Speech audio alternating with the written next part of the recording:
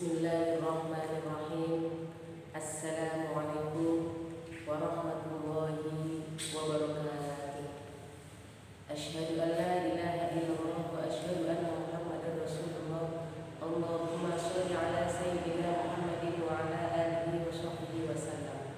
Asyhadu an la ilaha illallah wa asyhadu anna Muhammadar Rasulullah. Allahumma shalli ala sayyidina Muhammadin wa ala alihi wa sahbihi wasallam. Asyhadu an la ilaha illallah wa asyhadu anna Muhammadar Rasulullah. Allahumma shalli ala sayyidina Muhammadin wa ala alihi wa sahbihi wasallam. Astaghfirullahaladzim, la hawla wa la quwwata illa billahil aliyyil azim. Ya Hadi, ya Alim, ya Khabir, ya Mubin, ya Wali, ya Hamid, ya Mu'min, ya Hakim. Anak-anakku yang saya cintai, mahasiswa-mahasiswi yang saya menjadi Cirebon, pertemuan kali ini saya akan membahas tentang bagaimana kita beretika atau beradab ketika posisi kita berada di masjid, serta menjaga lingkungan menjadi lingkungan masjid yang bersih. Di dalam pembelajaran daring tentunya tidak mungkin saya mengadakan tatap muka dengan kalian. Untuk itu, supaya jelas materi yang akan saya bacakan, yang akan saya terangkan, saya akan memaparkannya di dalam video pembelajaran ini. Ketika kita berada di masjid, kita harus menjaganya. Kenapa? Karena masjid itu adalah tempat yang dimuliakan oleh Allah.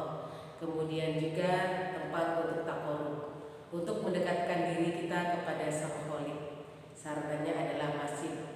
Kemudian masjid ini dibangun atas dasar takwa dan selalu dimakmurkan oleh orang mukmin.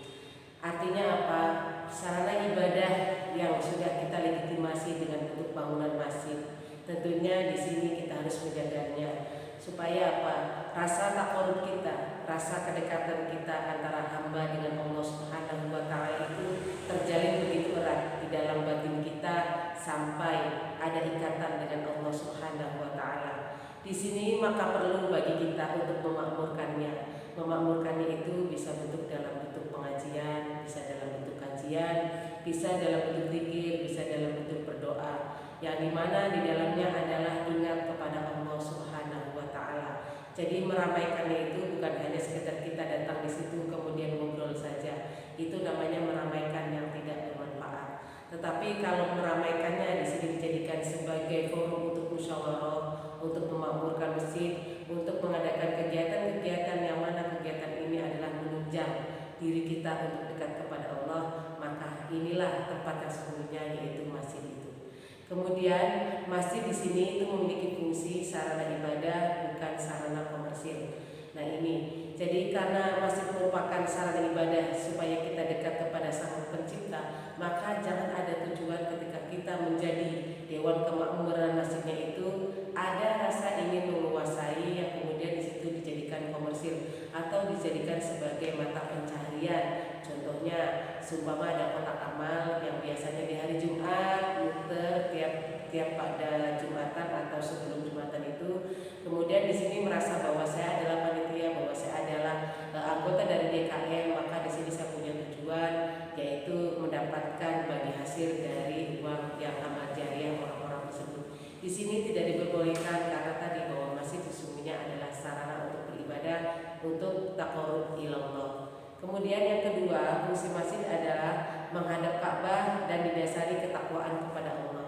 Kalau pada hati kita sudah ada rasa takwa, sudah ada rasa takut, sudah ada rasa ingin dekat dengan Allah, maka tadi sarana adalah sarana ibadah itu berupa masjid. Maka di sini kita menghadap Ka'bahnya itu bukan berarti menghadap fisiknya saja, tetapi hati kita menghadap kepada Ka'bah, menghadap kepada kiblat. Kiblat ini adalah kepada Allah Subhanahu wa taala. Jadi ketika kita di masjid bukan hanya badannya saja, tapi diri kita, hati kita juga menghadap kiblat kepada Allah Subhanahu wa taala. Fungsi yang ketiga dari masjid yaitu supaya kita ikhlas mengharap ridhonya.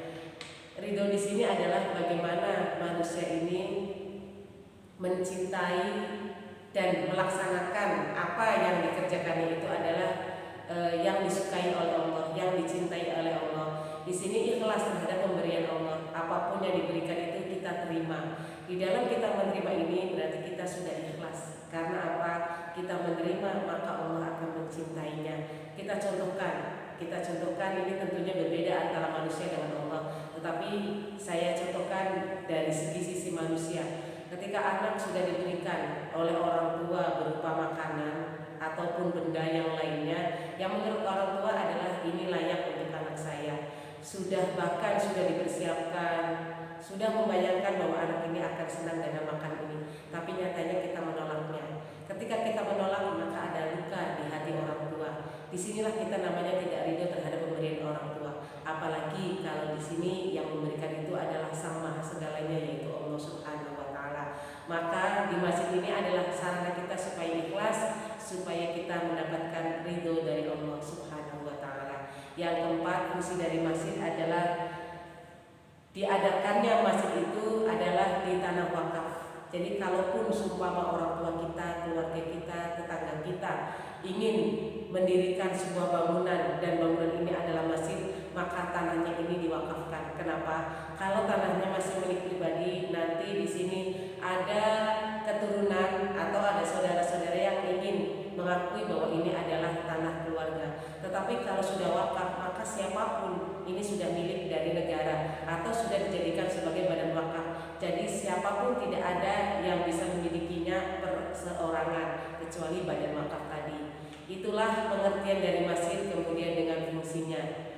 Berikut adalah adab atau etika kita ketika kita berada di masjid. Yang pertama yaitu dalam keadaan bersih dari hadas, kotoran, najis, baik yang melekat pada badan ataupun pada pikiran. Tentunya ketika kita masuk masjid, kita harus dalam kondisi yang bersih, yang suci. Nah, ini kondisi yang bersih atau kondisi yang suci di sini adalah mengantarkan kita untuk masuk masjid. Karena apa? Masjid tadi merupakan rumah Allah sebagai sarana untuk ibadah. Kalau posisi kita kotor, tangan kita, itu kita bersihkan dulu. Itu secara fisiknya dibersihkan, dan badan kita ketika kita berhadas maka sucikan diri kita dengan hadas itu. Kemudian setelah fisik maka psikis kita tadi, hati kita semuanya adalah bermuara kepada Allah Subhanahu wa Ta'ala. Jadi hati dan pikiran ini kemudian badan ini adalah satu kesatuan, harus dibersihkan semuanya. Ketika kita sudah di masjid, maka di hadapan kita hanyalah Allah Subhanahu wa Ta'ala. Kemudian etika yang kedua yaitu menggunakan pakaian yang bersih, putih, bagus, sopan, dan menutup aurat. Ini sekarang banyaknya, apalagi para ibu-ibu atau para wanita. Saya sebagai wanita, ini melihat kacamata saya sendiri, pakaian-pakaian yang sekarang menutup aurat, tetapi masih dilihat bentuknya itu transparan atau bentuknya masih agak terlihat lekukan tubuhnya. Contohnya ini ya, maaf saya menyebutkan kain ya, kain spanduk itu biasanya ibu-ibu menggunakan itu dengan bentuk gamis. Ketika kain spanduk ini walaupun dibuat gamis, kemudian kita tutup dengan jilbab yang sangat besar, itu tetap masih ada tubuhnya itu masih terlihat, bentuk tubuhnya ini terlihat. Maka kain spanduk walaupun di situ menutup aurat secara kain tadi adalah menutup semua, tetapi karena bentuk tubuhnya itu masih menggambarkan, masih ada lekukannya, kemudian ada kain yang transparan, maka akan terlihat. Nah, di sini juga sama, berarti seseorang tadi belum menutup aurat. Jadi ketika kita di masjid, buatlah karena kita menghadap kepada Allah Subhanahu wa Ta'ala, kepada Sang Pencipta kita, ya kita harus menghadapnya dengan sopan, dengan cara tadi, ya pakaiannya kalau putih, ya putih, jangan transparan. Kemudian kalau pakai gamis boleh, jangan sampai bu kainnya tebal, tetapi ternyata hanya 3/4, ini juga tidak sopan. Artinya apa? Menutup aurat dan juga tidak menimbulkan transparansi atau bentuk tubuh yang sekiranya orang lain menganggap bahwa itu sama saja dengan kita tidak menutup aurat. Kemudian adab yang ketiga di masjid yaitu memakai wewangian, hindari mengkonsumsi makanan yang beraroma tidak sedap seperti apa? Seperti jengkol, pete. Nah, ini kenapa? Karena kita makhluk sosial, tentunya kita berkomunikasi dengan orang lain. Apalagi biasanya setelah kita mengkonsumsi makanan yang menimbulkan bau yang sangat menyengat ini, maka ketika membuang air kecil pun ini akan menimbulkan orang lain juga tidak suka. Nah, kedua, ketika kita di dalam masjid juga, maka akan menimbulkan aroma dari mulut orang yang sudah mengkonsumsi makanan yang menyengat tadi itu juga mengganggu orang lain.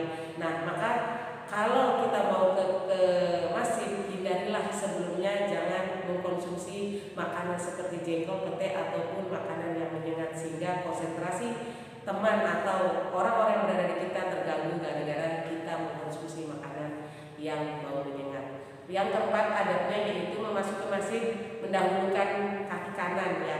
Karena masjid merupakan Baitullah, merupakan sesuatu yang bagus untuk sarana kita mendekatkan kepada Allah, maka gunakanlah dengan kaki kanan.